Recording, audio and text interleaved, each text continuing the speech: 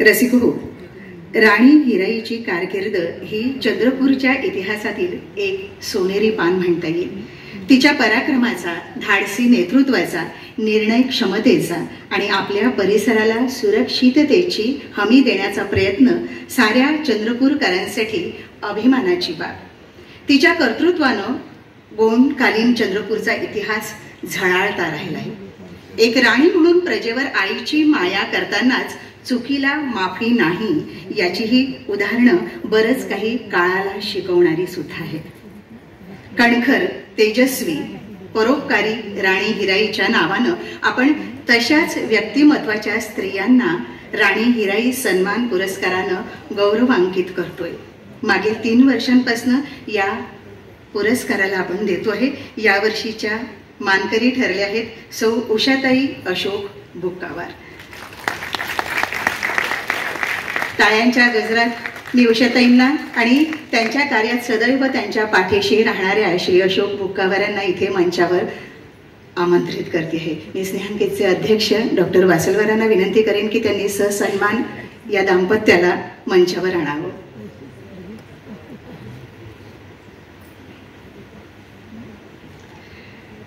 टाळ्यांचा कडकडाट व्हायला हवा.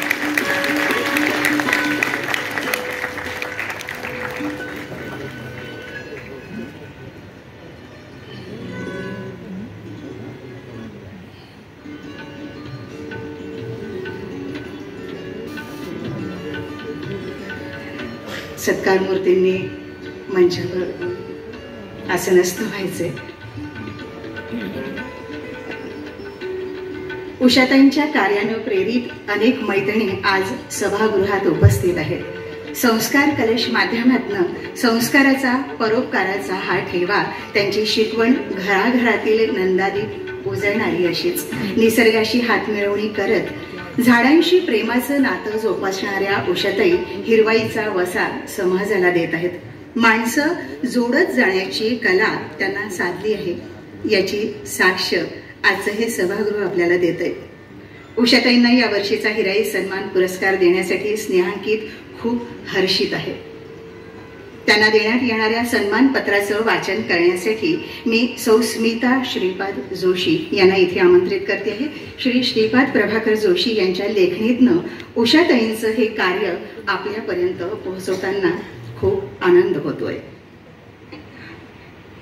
सौ स्मिता जोशी मानपत्राचं वाचन करते.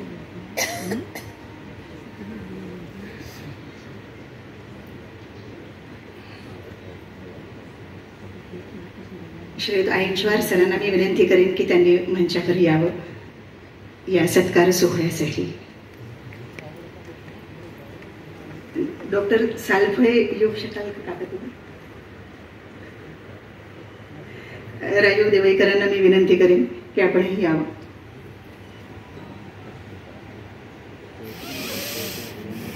श्री इंगोले सर आपणही मंचावर आसनस्थ व्हावं मी विनंती करते.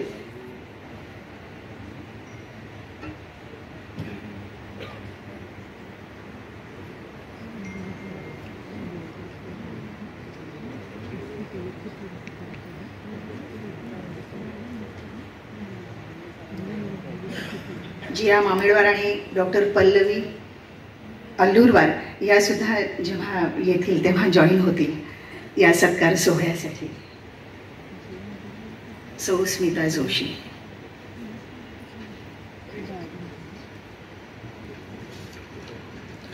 मंडळी नमस्कार. एरवी लेखकच वाचक असतो, आज मला ही संधी मिळाली आहे आणि ती केवळ उषाताईंमुळे. कारण उषाताईंनी महिलांसाठी जे काम केलं आहे त्याला तोड नाही आणि महिलांना संधी मिळावी या उद्देशानेच श्रीपाद जोशींनी सुद्धा यावेळी मला संधी दिलेली आहे. एक छोटीशी घरगुती गोष्ट सांगते आणि मग दाणेदार सन्मानपत्राला वाचन करायला मी सुरुवात करते. काय झालं की 7-8 दिवसांपूर्वी उषाताईंचा बायोडाटा मागण्यात आला आणि त्यासाठी सह्याद्री वाहिनीवरील त्यांची जी मुलाखत होती ती मुलाखत पाठवण्यात आली व्हॉट्सॲपवर आणि ती सतत आमच्या घरी वाजत होती. कारण त्या सगळ्या कार्यकर्तृत्वाचा आढावा श्रीपादला घ्यायचा होता आणि ती आमच्याकडे रंगकाम चालू होतं, त्यामुळे ती पूर्ण घरामध्ये अशी छान मस्त आवाजामध्ये घुमत होती ती. आणि मी स्वयंपाक करताना सतत मला असं वाटायचं की उषाताई आमच्या घरी आल्या आहेत.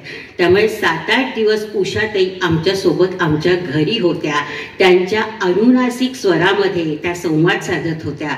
त्याच्यामुळे त्या किती जवळच्या झाल्या आहेत हे मी त्यांना नाही सांगू शकत आणि त्याही समजू शकणार नाही. एखादा माणूस असं कधी कधी होतं ना की म्हणजे विस्मरणात जातं आणि स्वप्नात दिसलं की तो कधीतरी आपल्या निकटचा जवळचा होऊन जातो. तसं काहीतरी झालंय उषाताईंबद्दल. तर यानंतर मी वाचन करते आहे श्रीपादच्या लेखणीतून उतरलेल्या आणि त्यांच्या कार्यकर्तृत्वातून आलेला असं सुंदर दाणेदार सन्मानपत्र. माननीय सौ उषा बुक्कावार, आनंदासाठी फुलणं आणि या फुलण्याचा दरवळ इतरांपर्यंत पोहोचवत महिला संस्कार कलश योजनेच्या माध्यमातून त्यांच्याही आयुष्यावर आनंदाची पखरण करत, आनंदाची रसयात्रा प्रवाहित करत आपल्या आयुष्याला अर्थपूर्णत्व प्रदान करणाऱ्या सौ उषाताई बुक्कावार आपणास हे सन्मानपत्र देताना आम्हास अतिशय आनंद होतो आहे. आपले वडील डॉक्टर बालाजी उपलेंचवार यांनी समाजाला दिलेल्या निस्वार्थ वैद्यकीय सेवेने आणि आई प्रभा उपलेंचवार यांच्या प्रेमळ, वत्सल आणि परोपकारी संस्कारांनी आपल्या व्यक्तिमत्वाची जडणघडण तयार झाली. संसाराच्या रथचक्राचे यशस्वी संचालन करताना आपल्या हातून समाजाची काहीतरी सेवा घडावी हा आपला ध्यास राहिला आहे. हा ध्यासच व्यक्तीला त्याच्या कार्याच्या मार्गाचा शोध घेण्याची प्रेरणा देत असतो. यातूनच व्यक्तीला त्याच्या कार्याचा सृजनशील मार्ग गवसत असतो. स्वर्गीय गाडे गुरुजी यांच्या बचतीतून दानाकडे नेणाऱ्या कल्पनेचे सौलता उपलेंचवार यांनी बीजारोपण केले आणि त्या कल्पनेचे महिला संस्कार कलश योजनेच्या माध्यमातून आपण समाजापर्यंत नेण्याचे महनीय कार्य केले.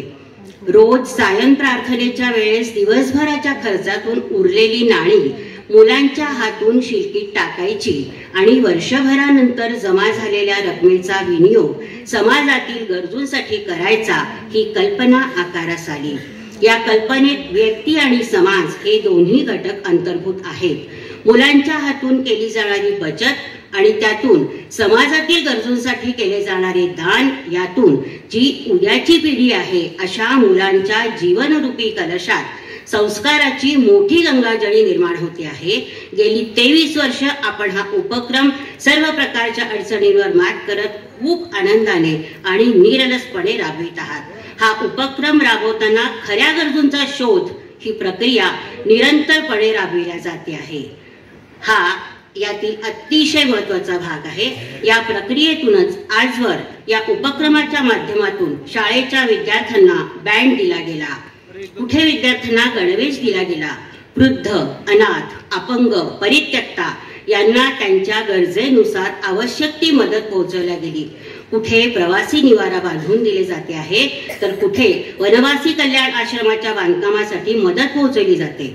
कधी अपंगांना 3 चाकी सायकल घेऊन दिल्या जाते आहे, तर कुठे वृद्धाश्रमात गायनाचा कार्यक्रम आयोजित केला जाऊन त्यांची दिवाळी आनंददायी केल्या जाते आहे. ग्रामीण भागातील शाळकरी मुलांना शुद्ध पाणी मिळावे यासाठी पाण्याची टाकी बसवून दिल्या गेली, तर शांतीधाम येथे शेड उभारून दिल्या गेले आहे. महिला संस्कार कलश योजनेने साध्य केलेले हे उत्कृष्ट परिणाम आहेत. कोणत्याही कार्याचे जेव्हा उत्कृष्ट परिणाम दिसून येतात तेव्हा त्या पाठीशी संयम आणि प्रयत्नशीलतेचे तारण उभे असते.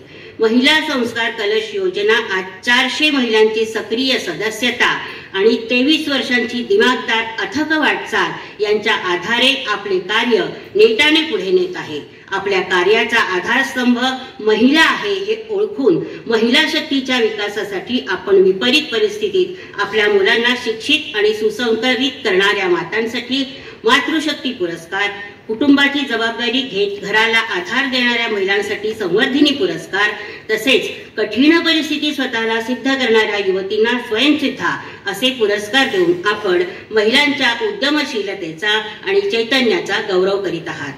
नैराश्यात घेतलेला मोकळा श्वास म्हणजे छंद अशी आपली धारणा आहे. या धारणेतून आपण बागकामाचा छंद जोपासलाय. 100च्या वर झाडे लावली आणि ती जगवली सुद्धा. घरच्या बागेत 100च्या वर आपण बोनसाय झाडे निर्माण केली. झाडांबद्दलचे प्रेम नव्या पिढीत रुजवण्यासाठी आपण या संदर्भात अनेक व्याख्यानं दिली आणि झाडांकडून आपण कोणता संस्कार घ्यायला हवा याची जाणीव विद्यार्थ्यांना करून दिली. कोणत्या झाडाकडून आपण काय घ्यायला हवं हे सांगता येण्यासाठी झाडाचंच हृदय असावं लागतं.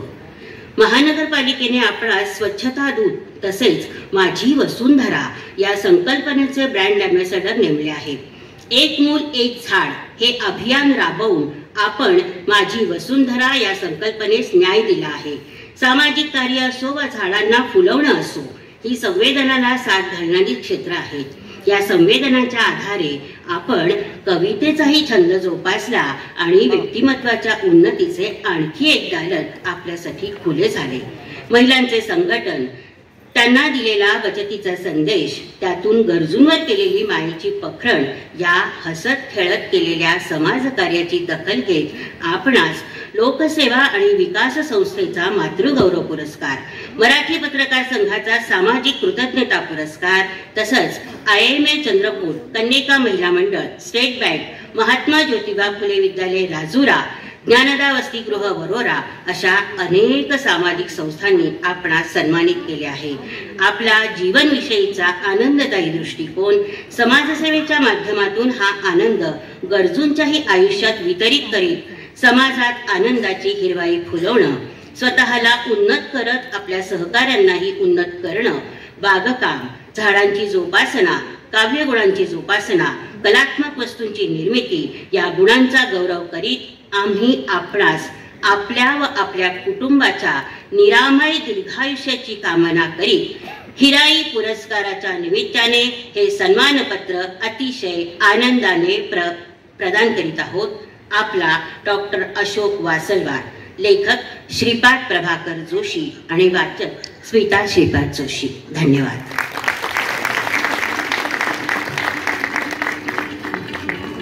खूप खूप धन्यवाद.